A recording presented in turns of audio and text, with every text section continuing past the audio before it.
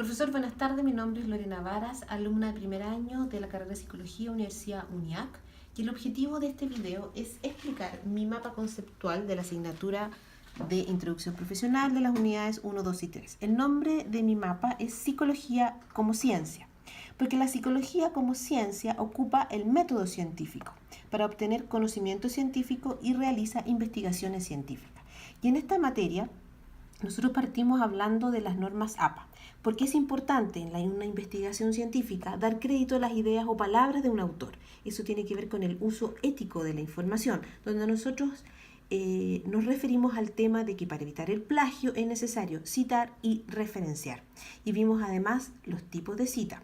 Asimismo, nosotros analizamos qué es lo que regulaba las normas APA, como por ejemplo normas de redacción, formato tabla gráfico, formato de la cita y referencias, etc. El conocimiento científico se genera partiendo de la investigación científica.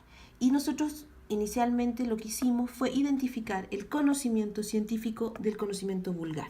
Porque el conocimiento vulgar es inexacto, no tiene método, no tiene control, es intuitivo. En cambio, el conocimiento científico tiene ciertas características, como por ejemplo, que es empírico, sistematizado, tiene método, tiene definiciones claras, es comprobable, etc. Asimismo, dentro de una investigación científica, que es el que a nosotros nos produce conocimiento científico, tenemos que recurrir a las fuentes de información, de donde nosotros vamos a sacar la información. Y para eso tenemos que revisar la literatura.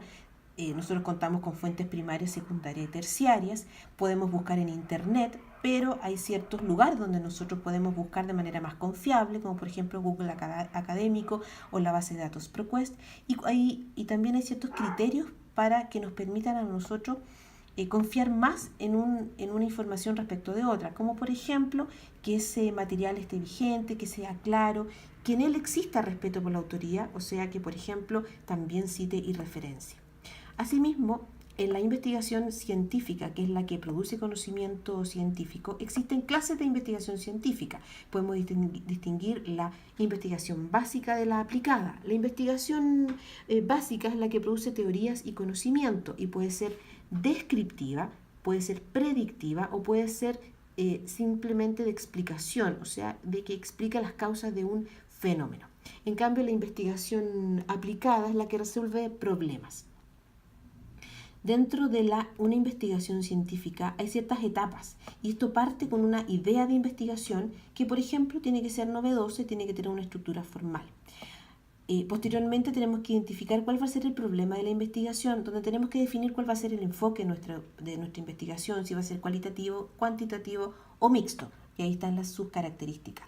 Cualquiera sea el problema de investigación, cualquiera sea el enfoque que tenga, tiene ciertos elementos comunes, cuál es establecer los objetivos, qué es lo que yo pretendo con esta investigación, cuáles son las preguntas que pretendo responder en esta investigación, qué justifica esta investigación que estoy haciendo, es viable, se puede hacer y cuáles son las deficiencias con las cuales yo me podría encontrar. Posteriormente determinar cuáles son los alcances de esta investigación, si va a ser exploratorio, cuando hay poca información respecto, si va a ser descriptivo, si va a describir fenómenos, si va a ser correlacional, si vamos a nosotros a fijarnos en la correlación que existe de una variable respecto de otra o si va a explicar causas de fenómenos. Posteriormente, determinar cuáles son las hipótesis que yo pretendo comprobar en esta investigación. Establecer el diseño de investigación dependiendo del enfoque y si va a ser experimental o no experimental. Eso significa si yo voy a manejar o no las variables o si no solamente va a ser de observación y la muestra la voy a tomar en un solo momento o va a ser de seguimiento.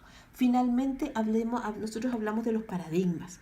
Los paradigmas, depende del paradigma, será el enfoque de la investigación. Los paradigmas se diferencian y se definen a partir de 4 supuestos básicos que están ahí en el esquema.